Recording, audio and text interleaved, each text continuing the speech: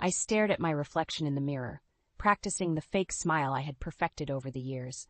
My heart sank as Melanie's cruel words replayed in my mind. Just to be clear, you are nor never will be a part of this family.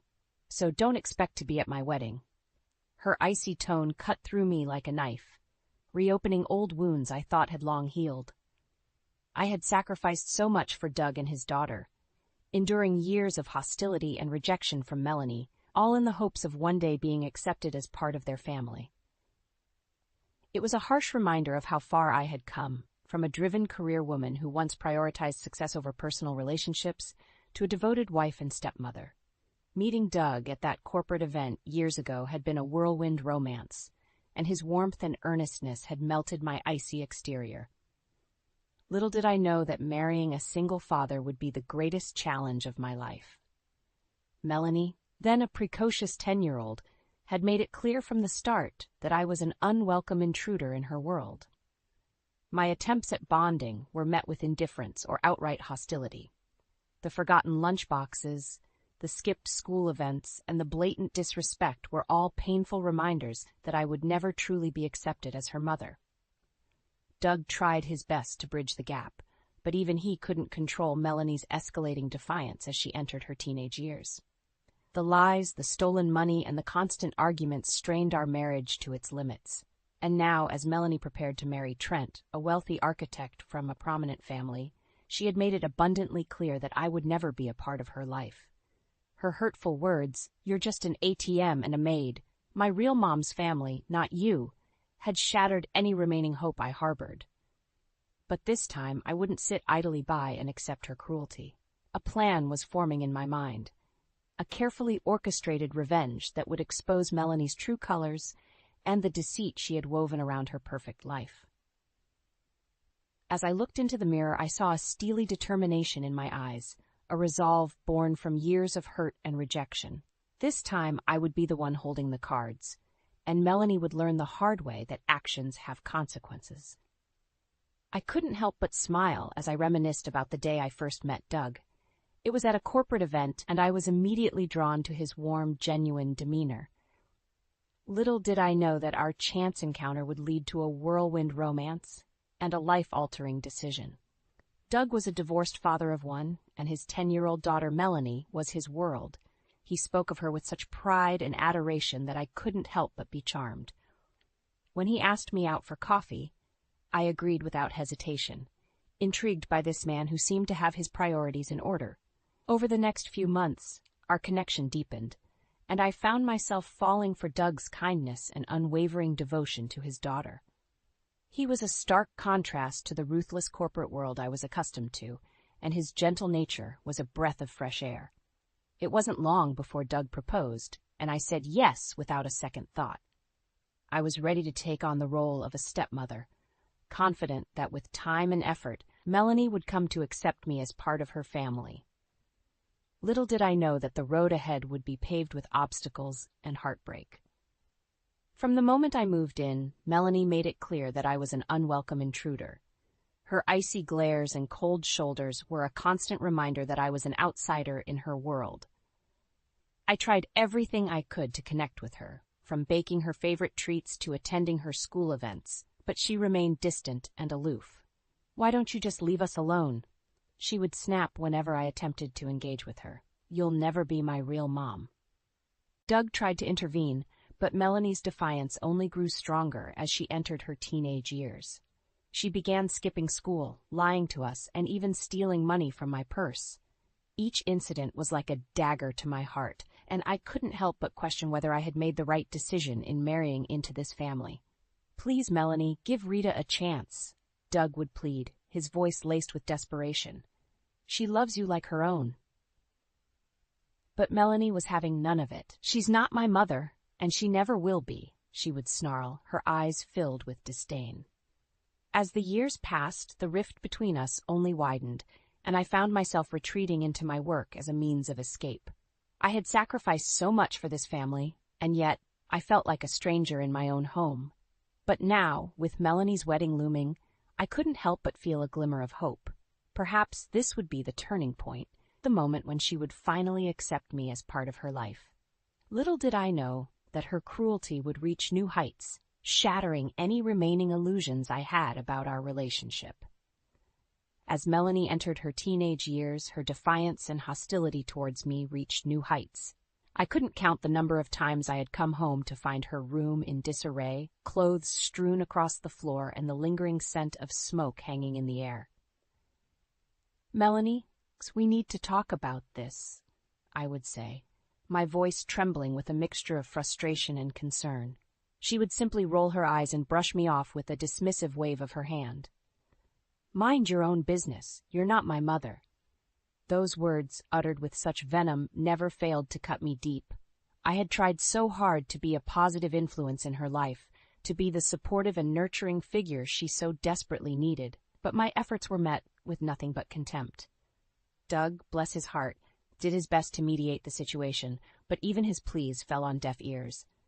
"Melanie, please show some respect," he would say, his brow furrowed with worry. "Rita is trying her best." "Trying her best at what?" Melanie would snarl, her eyes narrowing with disdain. "Trying to replace my real mom? Well, newsflash, it's never going to happen." Her words stung like a slap to the face, and I couldn't help but feel like a failure. No matter how hard I tried, I could never seem to bridge the gap between us. Things only got worse as Melanie's rebellion escalated. She began skipping school, lying about her whereabouts, and even stealing money from my purse to fund her escapades. I would come home to find my carefully packed lunch for her untouched, the sandwiches growing stale and the fruit withering away. "Where have you been?" I would demand, my heart racing with fear and frustration. "None of your business," she would snap, brushing past me without a second glance. The final straw came at one of her high school events, where I had gone out of my way to attend, hoping to show my support and perhaps finally earn a modicum of respect from her. But as I approached her group of friends, smiling and waving, Melanie's reaction was nothing short of devastating. "What are you doing here?" she hissed, her eyes narrowing with disdain. "You're not my mother. Stop pretending you are." The words hung in the air like a thick, suffocating fog, and I could feel the eyes of her friends upon me, judging and pitying me in equal measure. In that moment, I had never felt more embarrassed, more humiliated, and more like an outsider in my own family. As I retreated, hot tears stinging my eyes, I couldn't help but wonder how much more of Melanie's cruelty I could endure. I had sacrificed so much for this family, for the dream of being accepted and loved, but it seemed like a lost cause. Little did I know that the worst was yet to come, and Melanie's vicious words on the eve of her wedding would be the final straw that unleashed a storm of revenge that had been brewing for years. When Melanie announced her engagement to Trent, a young, ambitious architect from a wealthy family, I couldn't help but feel a glimmer of hope. Perhaps this would be the turning point in our relationship, the moment when she would finally accept me as part of her life. But as I soon discovered, my optimism was misplaced. Trent was a charming young man, with a confident demeanor and a bright future ahead of him. As he and Melanie shared the details of their whirlwind romance, I couldn't help but be struck by the stark contrast between them. He was poised and articulate, while Melanie seemed almost childlike in his presence, her usual defiance replaced by a strange docility. "We're so excited to start this new chapter together," Trent gushed, his arm draped protectively around Melanie's shoulders. I forced a smile, pushing down the nagging doubts that had begun to surface. "Congratulations," I said, my voice strained. "I'm so happy for you both." Melanie barely acknowledged me, her eyes fixed on Trent with an almost worshipful gaze. It was as if I was invisible, a mere footnote in her life. As the wedding planning began, Melanie's true colors quickly resurfaced. She became increasingly dismissive and condescending towards me, treating me more like a servant than a member of the family. "Rita, can you make sure the caterers have everything they need?" she would bark, her tone laced with impatience. When I tried to offer suggestions or input, she would shut me down with a wave of her hand. "Don't worry your pretty little head about it," she would say, a cruel smirk playing on her lips. "Just leave the important decisions to the real family." And then, just days before the wedding, the final blow came. "Just to be clear," Melanie said, her words slicing through me like a knife, "you are nor never will be a part of this family, so don't expect to be at my wedding." The venom in her voice was unmistakable, and I felt my heart shatter into a million pieces. After years of trying, of sacrificing, of enduring her cruelty in the hopes of one day being accepted, she had made it abundantly clear that I would never be anything more than an outsider. "You're just an ATM and a maid," she spat, her eyes narrowed with contempt. "My real mom's family, not you." In that moment, something shifted within me. The hurt and anger that had been simmering beneath the surface for years finally boiled over, and a newfound sense of determination took hold. I would no longer be the victim, the one who cowered and accepted her abuse. It was time for me to take control, to orchestrate a plan that would bring Melanie's carefully constructed world crashing down around her. As I watched her fawn over Trent and his wealthy family, a seed of an idea began to take root. If she wanted to treat me like an outsider, then I would make sure she got her wish, and so much more. The wheels were in motion, and Melanie's precious wedding day would be the stage for a revenge years in the making. With a newfound determination burning within me, I set my plan into motion.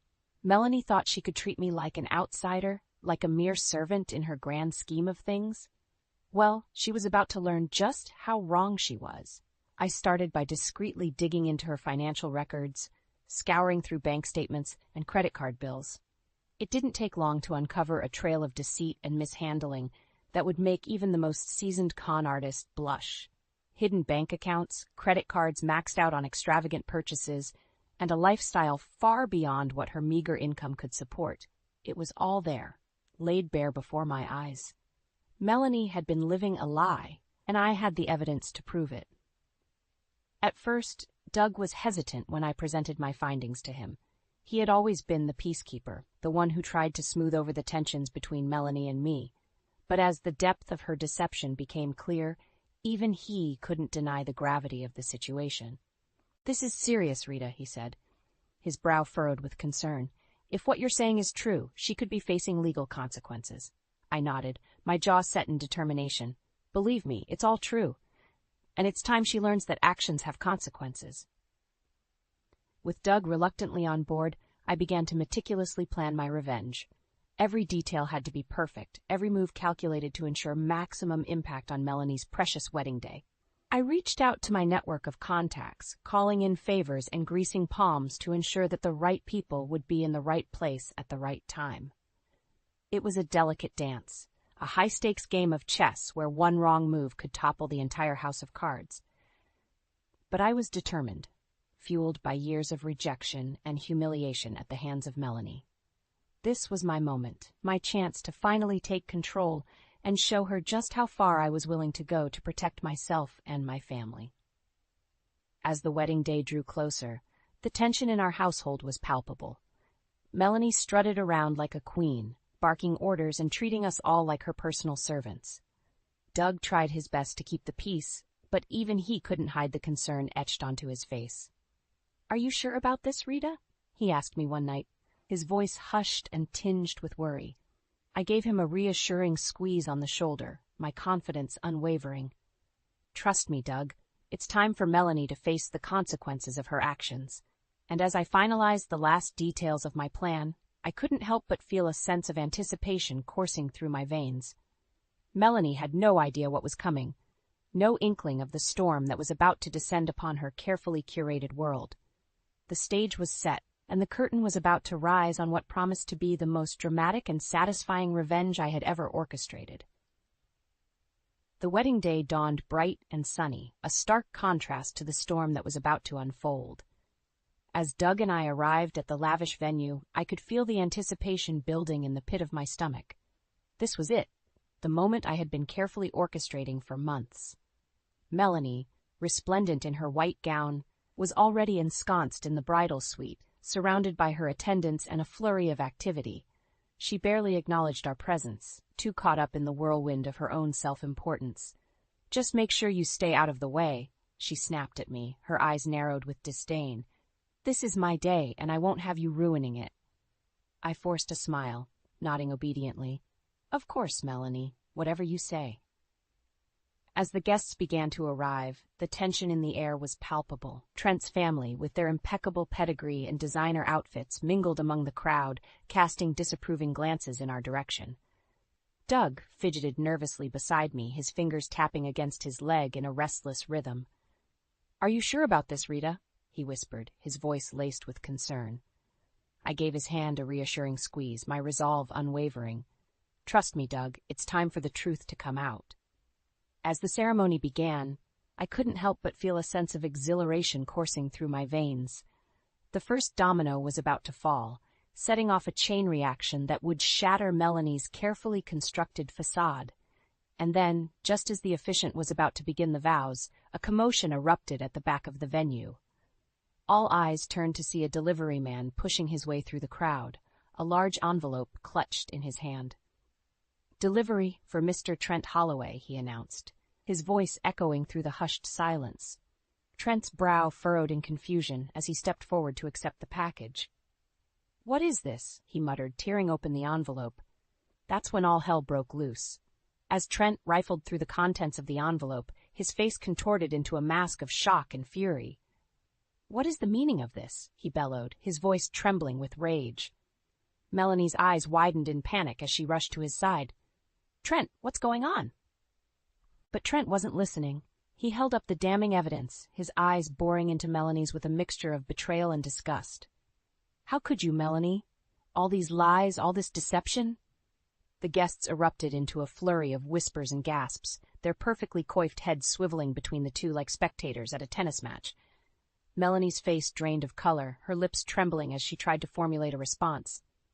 "Trent, I can explain." But it was too late. The truth was out, and there was no going back. As Trent continued to confront Melanie, laying bare her web of lies and financial misdeeds, I couldn't help but feel a sense of satisfaction washing over me. This was it, the moment I had been waiting for, the moment when Melanie's cruelty and deceit would finally come crashing down around her. "Trent, how could you do this now?" she screamed, her voice shrill and desperate. But Trent was having none of it. "How could I?" he roared, his face twisted with fury. "How could you, Melanie? You've been lying to me, to all of us, from the very beginning." As the chaos unfolded, I caught Doug's eye from across the room. He gave me a small nod, a silent acknowledgement of the justice that was being served. And in that moment, as Melanie's world crumbled before our very eyes, I knew that I had finally taken control. The years of rejection, the constant belittling, the feeling of being an outsider in my own family, it had all led to this moment of sweet, satisfying revenge. Melanie may have thought she could treat me like a servant, but in the end, it was I who had pulled the strings, orchestrating her downfall with precision and cunning. And as the repercussions of her actions began to rain down upon her, I couldn't help but feel a sense of vindication, a validation that my sacrifices and pain had not been in vain. The curtain had fallen on Melanie's grand charade, and I was the one left standing, triumphant and unapologetic. As the chaos unfolded around us, it was as if time itself had ground to a halt. The lavish wedding venue, once a vision of elegance and grandeur, had been transformed into a battleground of betrayal and recrimination. Trent's face was contorted with fury, his fingers clenched tightly around the damning evidence of Melanie's deceit. "How could you do this to me, Melanie?" he roared, his voice reverberating through the hushed silence. "How could you lie and manipulate me like this?" Melanie, for once, was at a loss for words. Her carefully cultivated facade of poise and confidence had shattered, revealing the true colors of her selfish and manipulative nature. She opened and closed her mouth like a gasping fish, her eyes darting frantically around the room, seeking an escape from the harsh glare of judgment that surrounded her. "Trent, please?" She finally managed to choke out, her voice trembling with desperation. "It's not what it looks like. I can explain." But Trent wasn't having any of it. With a swift motion, he tore off the ring that had symbolized their ill-fated union, hurling it to the ground with a clatter. "There's nothing to explain, Melanie," he spat, his eyes narrowed with contempt. "You've been playing me for a fool from the very beginning, and I won't stand for it any longer." Around us, the guests erupted into a cacophony of whispers and gasps, their perfectly coiffed heads swiveling back and forth like spectators at a tennis match. Melanie's own family, the ones she had held in such high regard, recoiled in horror, their faces etched with a mixture of shock and disgust. And in the midst of it all, there was Doug, standing by my side, his hand clasped tightly in mine.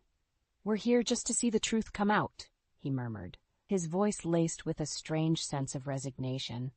Justice doesn't need an invitation. As the confrontation between Trent and Melanie escalated, the details of her deception spilled forth like a foul-smelling torrent.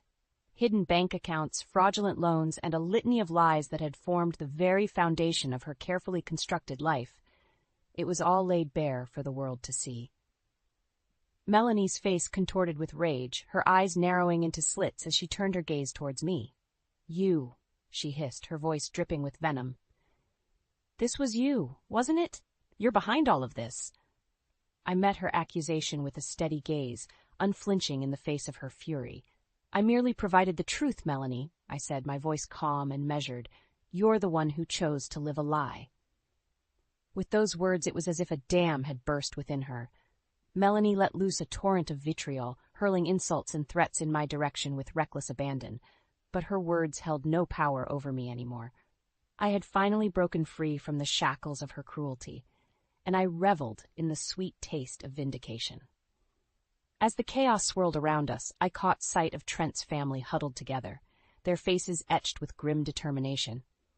It was clear that the legal repercussions of Melanie's actions were already taking shape, and the consequences she had so carelessly ignored were about to come crashing down upon her. And in that moment, as I watched the very foundation of her carefully curated world crumble before my eyes, I couldn't help but feel a sense of triumph wash over me.